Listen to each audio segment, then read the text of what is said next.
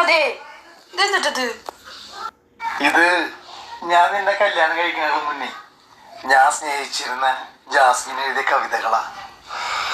ഇത് അവളുടെ ഓർമ്മയ്ക്കായിട്ട് ഞാൻ സൂക്ഷിച്ചു വെച്ചിട്ടുള്ളതാ. അയ്യോ കറിയല്ലേ, ഇതുകൊണ്ടാണ് ഞാനിത് നിന്നോട് പറയാതെ മറച്ചു വെച്ചത്, നിനക്ക് വിഷമാവുന്നുള്ളത് കൊണ്ട്.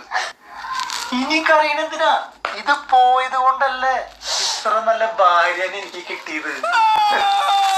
ഇനി എന്തിനാ കറിയണ?